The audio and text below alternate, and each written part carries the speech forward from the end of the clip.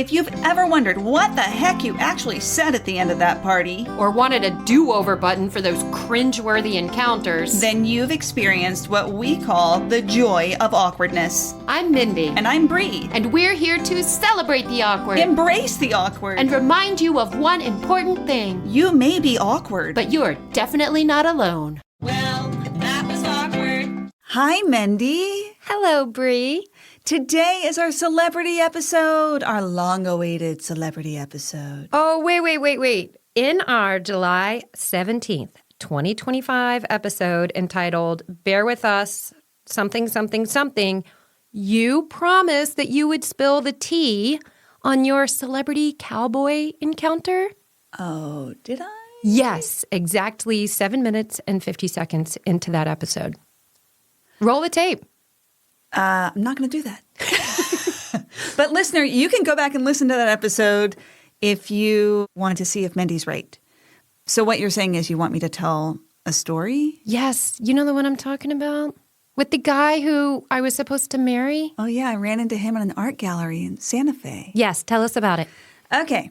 So I think what I talked about in that episode was cowboy boots. Mm-hmm. I think that's what brought this up. So I have to revisit that briefly. Yeah. When Jeff and I were traveling out west, I realized that I have a real obsession with men in cowboy boots. Because, as I've said many times, you put cowboy boots on a man and it turns him from an ordinary guy into a movie star. And so I had been taunting Jeff with this for our entire trip out west, trying to talk him into buying a pair of Tony Llama cowboy boots. Wait, are they made out of llamas? No. That's not nice. He was the designer, the fabricator, the maker of cowboy boots, famous cowboy boots. Okay, good. Just good cowboy boots. Like Fry. Yes, and they're not made of French fries. So I had been pointing out men in cowboy boots everywhere. The park, the grocery store, restaurants. And then Jeff and I went to a gallery opening in Santa Fe. And we walked through the gallery and we saw some art, and it was like some new outsider artist, so really wacky stuff. And we went into this back room and we came back out into the main room, and it was filled with people, artsy-looking people, right? Not cowboy-looking people. Right, with like big chunky necklaces and weird glasses. Yeah, so I fit right in. Yeah. And we walk into the main room. I'm looking down at the ground, and I see a pair of cowboy boots. And I am telling you, Mendy, they were the most gorgeous cowboy boots I've ever seen. They were clearly hand-wrought. I don't know. How do you make a cowboy boot? Hand-cobbled.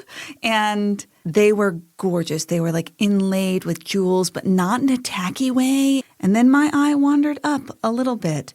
And there were the most gorgeous set of legs and a pair of custom-cut blue jeans that just hugged those calves and those thighs like this man was poured into these jeans, right? And then there was a booty, and it was a cute booty. And then I looked up, and it was the most gorgeous torso I'd ever seen. Just stunning, man. And then I looked up and I was like, holy that is the most gorgeous man that is Brad Pitt.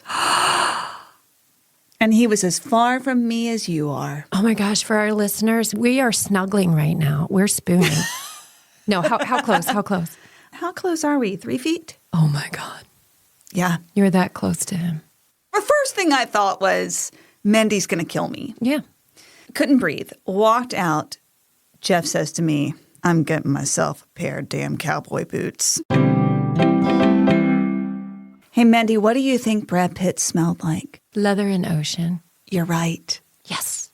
But, you have someone who smells way better than Brad Pitt. I certainly do. As we said earlier, this is our celebrity episode where our wonderful listeners called in with fascinating celebrity encounters. I'm so excited. But Bree, first, what do you think is inherently awkward about encountering a celebrity in everyday life? Well, I think there are two things, Mendy. I think one is that you have sort of a parasocial relationship with them. So you don't really know them, but you feel like you do. Yeah. And the other thing that sometimes happens to me is I go into a very quick self-evaluation, like, am I worthy of being talked to by said celebrity? Isn't that horrible that I feel that? Bree, I've never heard of that reaction. Yeah, well, I have the thing where I try not to fangirl. And if someone thinks they're too big for their britches, I purposefully pretend that I don't know who they are. I do that with just regular people we know, with friends, with actual friends. If they get too big for their britches, I'll just pretend I don't see them. Like who? You? I asked like, for that you need one. to keep it humble. You need to keep it humble, honey. So are you ready to hear some fun, awkward celebrity stories? Yes. All right, here goes. I've met so many celebrities, but meeting Ike Turner was awkward. Ike Turner. Whoa. He's a legend. He's super famous. Yeah, he's super infamous.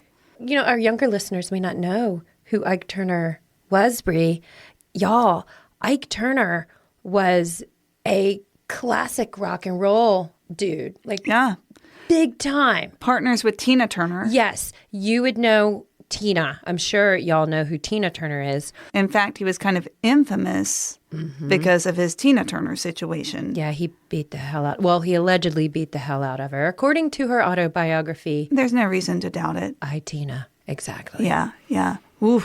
Okay, so she met Ike Turner? Yes. Lots of feelings with that one. Oh, yeah. We was on the same flight together. I was scared to even say hello to him, and if I gazed at him, would he be so mean like he was to Tina? I would be thinking the same thing. And they're on a flight. They're in a contained space. Oh, my God. Well, anyways, when I boarded the plane, I passed by his seat, and I said, I really like your music, and my mom does too, as he began to rose from his seat to give me a smile and a handshake. I flinched. I would too. Oh, my I God. think she's coming for her. Exactly. Oh, my God. I took my seat and said to myself, wow, that was weird and awkward. I was expecting him to be mean, but he was so, so nice. I can still see that smile to this day. Bree, would you have said hi to Ike Turner, or would you keep on rolling down the aisle? Get it? Rolling down the aisle. I don't know. I did run into Chris Christie on a plane one time, and I did not say hi to him. But he didn't do great songs. No, but at the time he was doing some good things, but he had done more bad things in my view, you know? Yeah. So, no. I probably would not have said anything to Ike Turner. How about you? Well, see, I understand why she said hi, especially because Mom's a fan. And if Mom had found out, I mean, Mom would know that she was on an airplane with Ike Turner, I imagine. Yeah. If Mom found out and maybe Mom would have gotten mad if I didn't say hi. I don't know. I think I would have, like, made a T sign with my two hands and been like, Team Tina B, and then run to the back of the plane really fast. Yeah. Do you happen to know who this listener is? Do you recognize the voice? Yes. Is she a musician? Mm-hmm. Because I think that would make a difference. Yeah. Totally musician to musician being like, whoa, you've influenced an entire generation with what you did. And as always, it's hard to divorce the genius from the butthole. That's true. That is true. Well, that was a good story. Let's go on to the next one. I think it's working. Okay. Hi, Mendy. Hi, Bree. It's Jackie Dawes. And you had told me to call in about my funny, awkward story. Oh, goody. When I was in Runyon Canyon, I was headed up and I was walking my dog, my friend's dog, up the hill. And I looked up and Jennifer Aniston is up there with her trainer and they're walking down towards me. And when you're in LA, you have to be cool. You can't say anything to them. You have to kind of look at them through the corner of your eye and not, be cool. You guys probably actually both know that. Oh, yeah. I like how she talks about them as if they're like an alien race. Like, don't look at them. Or they're service dogs. Don't look at them in the eye. They're working. I like that she assumes that we might know how to be cool. I know. Thanks, Jackie. Thanks, Jackie. But in any case, I saw them coming and I had the dog, Kaya, the cutest little pit bull, and we were walking up and they were walking down and I was like on a balance beam, walking on the curb. Oh, I'd love to do that. Oh, that's fun. It is fun. It's also very good for your brain to do that. Most adults don't walk on balance beams anymore, but it's really good for your brain to walk on a balance beam because it gets the left side and the right side to work together. Oh, nice. Yeah. So I just started looking immediately down, like, okay, I'm not watching Jennifer Aniston. And so I'm looking down at the curb, trying to let them pass. I'm not thinking. And to be funny and cute, Jennifer Aniston started doing the balance beam right at me. So we almost knocked into each other. And it was her way of letting me know it's okay to wave and say hi. I think that's what she was doing. She was just being funny. And I went, oh, hey. And I said nothing else because I am an idiot. This is a sweet, awkward encounter. It is a sweet, awkward encounter with Jennifer Aniston mirroring her actions. You know, she's a funny lady. Jennifer Aniston. Took me a while to warm up to her. You know why? Because she was married to the love of your life. She was married to the then love of my life. And I was just like, I don't know why he's with that girl in her helmet hair. But that was all me. That was all me. I've moved on. Have you forgiven Jennifer Aniston now? Oh my gosh, 100%. I'm totally team Jennifer now. Oh, good. Yeah. Good. Well, she seems pretty sweet. And I was a teenager. Okay. I was a rational, hormonal, and an a-hole. When I was mad at her for being married to Brad Pitt, when I was supposed to be married to Brad Pitt. Well, what do you think you would have done in that situation? Oh, well, she would have passed by me on the balance beam, and then I would have turned around and followed her home. We're best friends now, Jennifer. You just played a game with me. You do love a game. What would you do? I'd probably fall off the balance beam. I'd be so flustered. And then I would ask her for her hair products. As you're laying there with your twisted ankle. Are you still using Living Proof? Thank you, Jackie. That was a fun one. Here is another awkward celebrity encounter from a listener. Well, with my first child, the morning sickness was quite dramatic. And early in the pregnancy, I was in New York City with my mama. And, even a distant smell could send me into the toilet bowl to throw up. Oh, God. I like how she said into the toilet bowl. Yeah. Really. Like she has to go Yes, all the way in. I know what that is. Oof. And so we had a hotel, and I put on my little Laura Ashley flannel dress, which was what was working for maternity wear. Ugh.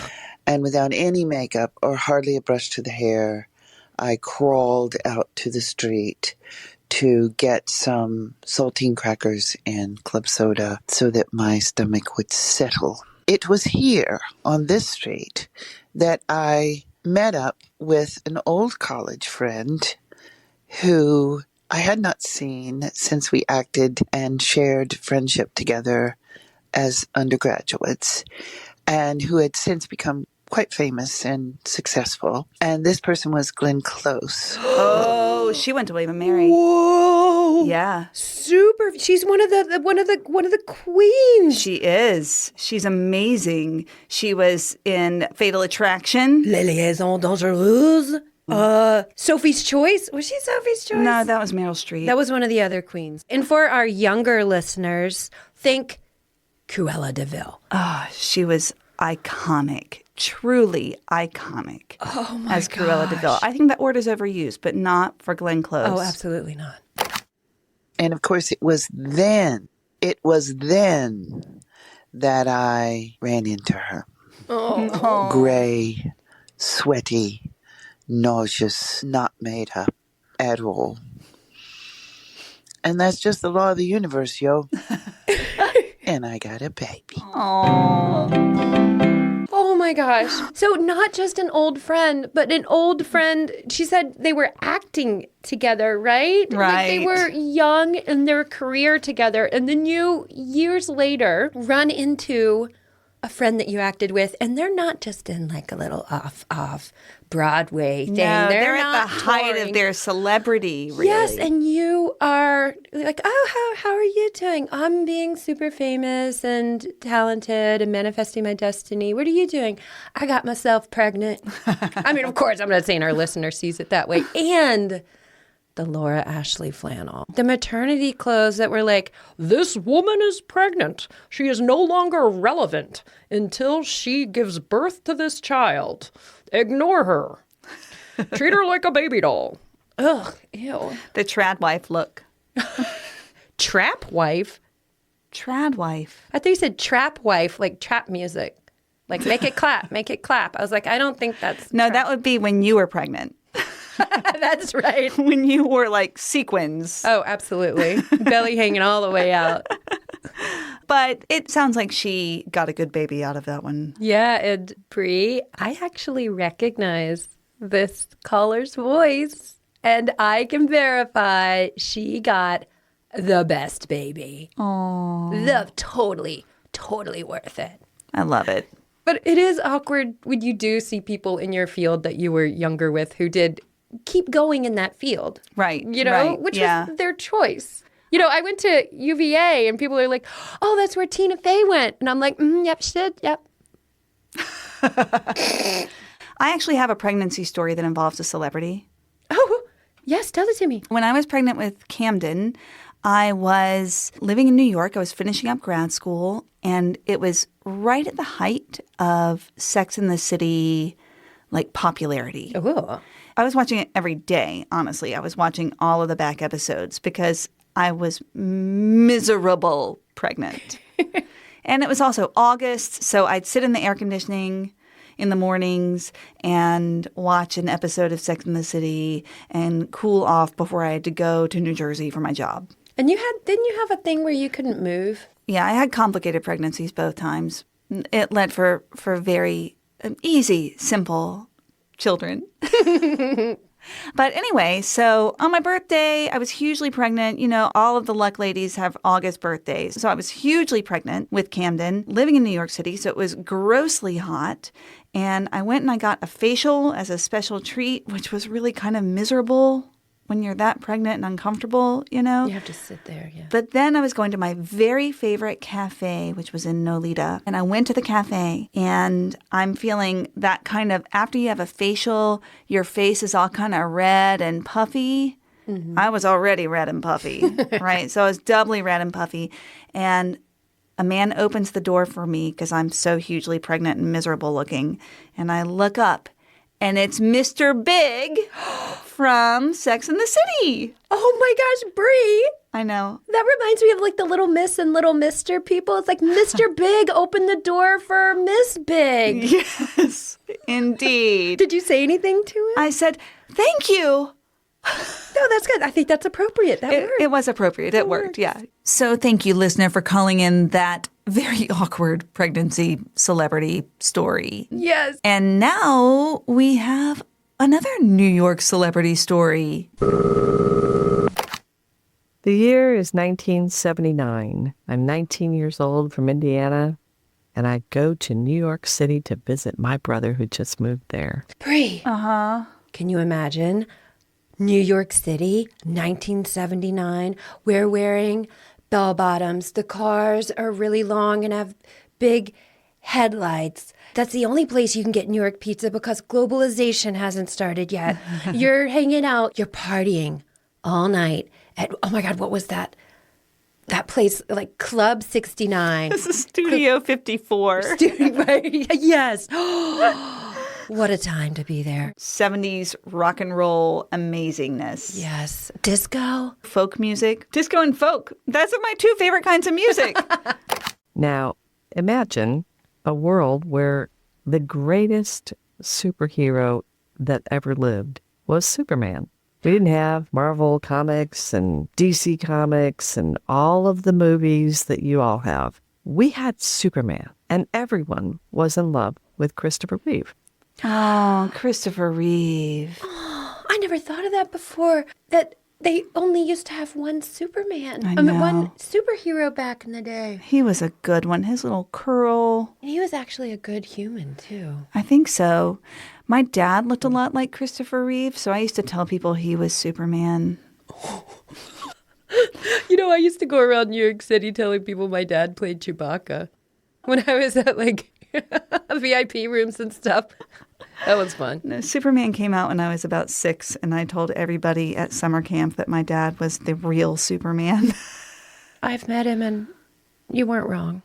So I'm in New York, first time ever, and in awe of everything that is New York. My brother Craig takes me on my very first subway ride. It's very crowded. It's rush hour. People are just jammed into the cars. I am standing in the middle next to my brother, and I don't know that I'm supposed to hold on to anything. Never been on a subway before. Ooh. So the subway starts up with a jerk, and I fall directly into Superman's arms. Oh my gosh. Yes, Christopher Reeve was on that subway car, standing next to me, and caught me. I looked up into his eyes and just about fainted. It was definitely a moment in time. Wow. Can you imagine falling into Superman's arms? Not only falling into a superhero's arms, but falling into the arms of probably the most beloved actor at the time. Yes, and in 1979, too, you're not inundated with celebrities. Like, there's no computers, no cell phones, right? You see them on your little TV, but that's only when the show came on. He is Superman because that is the only place you've seen him probably was in the theater. Instead of, seeing him go to the grocery store on Instagram or whatever. How cool is it that he rode the subway? He could have afforded a taxi. That was a different time. What a great man. What would you do in that situation, Mendy? I would have gotten back up and kept falling down. I would have said, I have vertigo, Chris, so get ready for the ride. I'm going to stand next to you. Here I come. Whoa, here I come. Here I come, Chris. Coming in hot. What would you have done? I would have said, thanks, Superman. Is that what Lois Lane says? I think so. In my mind, that's what Lois Lane says. Thank you, listener, for sharing that story. These are some good stories, That Mendy. is amazing. That's classic. Hello there, this is Steve Taylor calling in from sunny Scotland to talk about slightly awkward celebrity moments. I've got two. First one, this is going back to my days when I used to work in advertising. It was a good while ago now. This is probably the late 80s and I am in Los Angeles. Bree, Yes. can you imagine? L.A., late 80s. We have our big hair. We have our mini skirts. We're hanging out at Club 69 again. The Roxy. The Roxy. Oh my gosh, how fabulous that must have been. Neon pink. Yeah, lots of makeup. Blue eyeshadow. We have been shooting in the Mojave Desert and we're just back and we're staying at the Sunset Marquis, which is one of my favourite hotels in the world. We're pretty tired, we're pretty dusty, so I go and throw myself in the pool up in the garden behind the hotel. And it feels fabulous, but my contact lenses immediately float away and I am now blind. Oh, it's just like me. It's just like me. I know, I thought of you. That was when my contact lenses float away and I am now blind. I was like, sounds like Bree. So I go back, get out the pool, go back to my little lounger where I've left my stuff, and there's a guy sort of standing by it, or a shape anyway, as far as I can tell. And he says, are you using this lounger? And I said, yeah, I am, mate. Sorry about that. And he said, okay, no problem. And off he wanders. And I thought, fair enough. Anyway, about an hour later, I gather with a crew. They're having a little lunch out in the garden. And I go over and everybody says to me, what did you say to Bruce? Bruce Willis? Bruce Lee. And I said, Bruce who? And they said, Bruce Springsteen. The boss! Oh my gosh! I thought, oh my God, I just told the boss to go and find his own damn lounger. And my sister-in-law has never forgiven me. I don't blame her. Yes, well, mate, maybe you were born in the USA, but I wasn't, so carry on, cheerio down the street. But there you go. The second one is, this is a few years later, but we're back at the Sunset Marquis for another shoot. Back at the Sunset Marquis. That sounds nice. Now we can go to the Viper Room. Oh, boy. And we've been doing some long days, and as you do, and my phone starts ringing about, I don't know, 2, 3, 4 in the morning. And I answer it, and they say, "This is reception. Is that Steven Tyler?" And I say, "Yes." And they say, "Well, there's some people here want to talk to you." And I said, "It's 3 in the morning. I don't give a damn." And I put the phone down. And they call back immediately, and they say, "I'm really sorry. This is reception, but there's a news crew here, and they really want to talk to you." What would you do if a news crew was there wanting to talk to you at 3 in the morning? Is that what he said? Well, I'm practicing stubborn optimism. So I'd be like, I've made it. I've made it. They finally heard the podcast. They finally seen my YouTube video. That little script finally got in front of the right person. I would be like, yes, send them up. I'm ready. I'm here. I'm going to be famous. What would you do?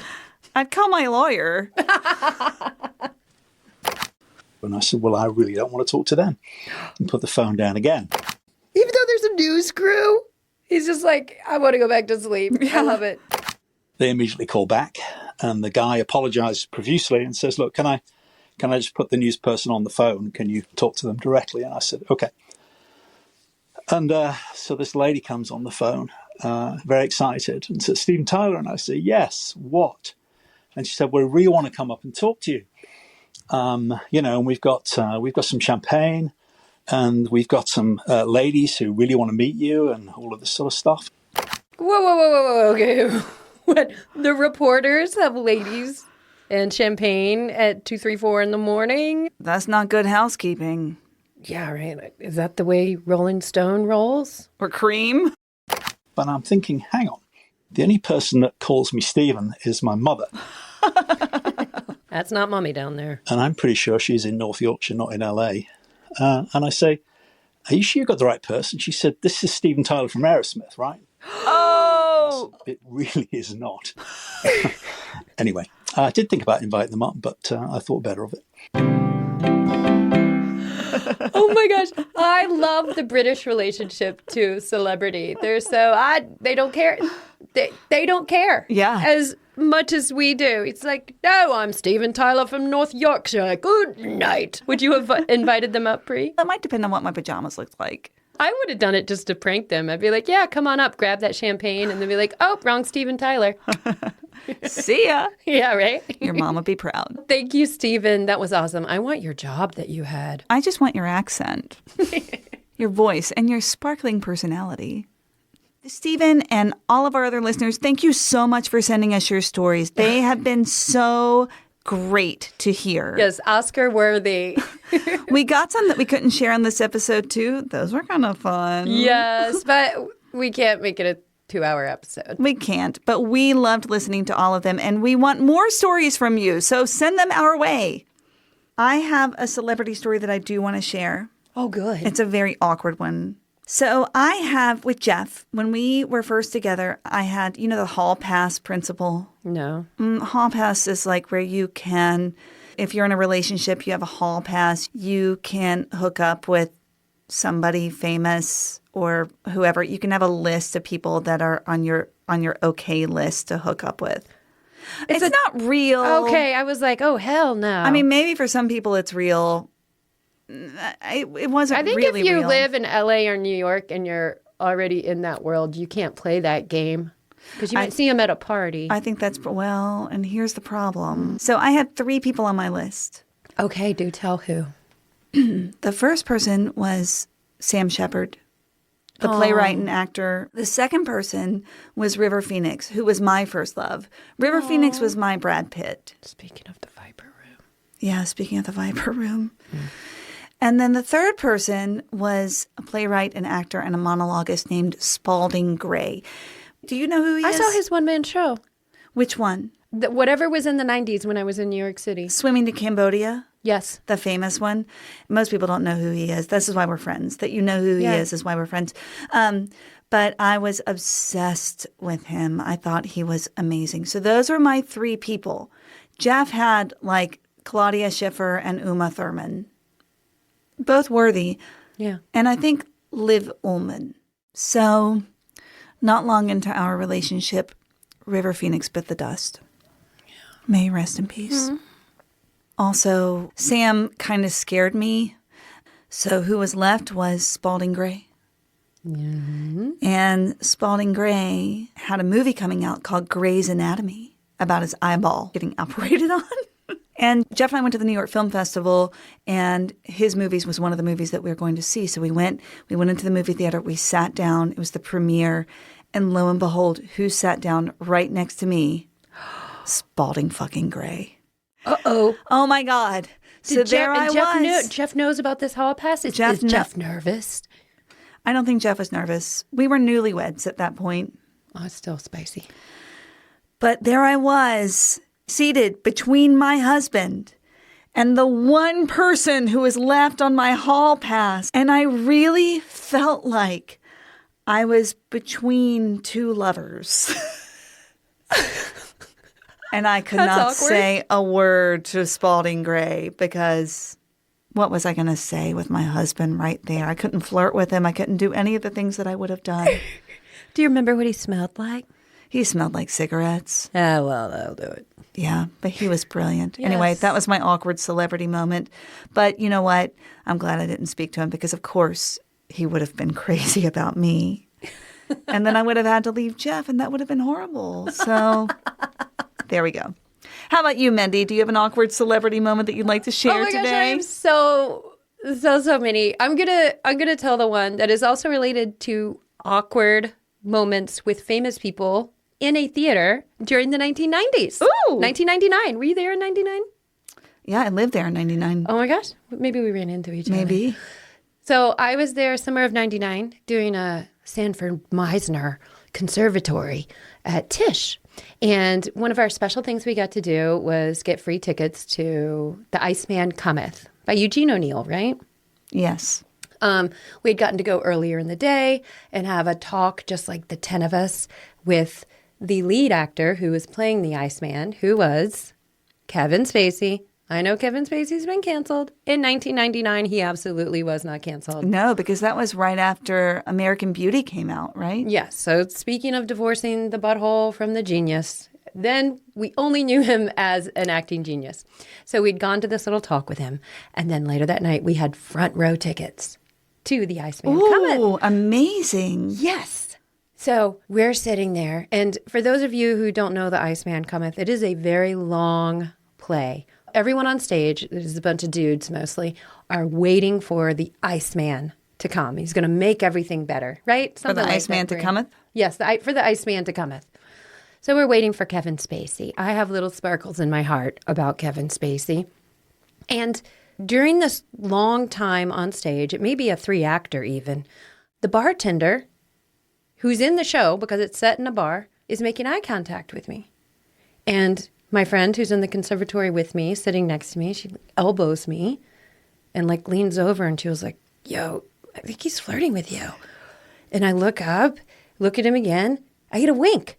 And I'm like, oh, this is weird. This is happening throughout the show. He is totally breaking the fourth wall. I'm sure they're in their umpteenth, production of this show. Right. He's bored. He's playing the bartender. And also, Bree, it was super awkward because he was Tony Danza. What? And I was a big fan. Of Who's the Boss. Of course. He was sort of like a little like father-ish, para-father-ish. A para-father relationship. I love my daddy so much, but it was also Tony Danza that I would watch, And I'm sitting there, 21 years old, and Tony Danza is flirting with me throughout the entire Iceman Cometh. Oh my gosh. Which is also super unprofessional. So that is hilarious. They bow at the end. I'm getting more love from him at the end. My friend and I are cracking up. We go to the back of the theater, as you do, to get the stars' signatures. Mm-hmm. And I'm waiting for Kevin Spacey. And this guy comes up in a suit and he's like, yo, Tony says you need a ride. His dress. Mendy! I know. And I was like, no, I'm good. No, if Kevin Spacey, I would have not to have been whatever, but just like give him my resume. It's all who you know in that game. It's all luck. And you know what's also awkward? I'm imagining that you had a backpack full of roses in case Kevin Spacey invited you to come into his car. No, he did not invite me. But I think the most tragic part of this story is that I do not remember who was probably the best actor on that stage because he wasn't uber famous yet. Right? Paul Giamatti. Oh. Paul Giamatti was in it, and I don't remember any of it because of frickin' Tony Danza flirting with me the whole time. So, yeah, that's my other 1990s New York theater awkward story. I love it. Well, I can totally see why he flirted with you. Oh, you're so sweet. Doesn't excuse it, but I can totally see why. Very unprofessional. But, I mean, at least the show wasn't a musical. But Mendy, there is one show tune you like. Falling for Superman the Boss by the Pool. Glenn was glamming, Jen was a jewel. Ike was surprisingly super cool. Well, that was awkward. So when you come across a star that's glamorous, just be cool and act nonplussed. remember, they are just like us. Except Brad Pitt. He is a work of art. You'd catch me in a museum for once if they had something like that up in there. Well, that was awkward. I bet Pedro Pascal looks really good in cowboy boots. You need to take Jeff shopping now. This has been an Awkward Sage production.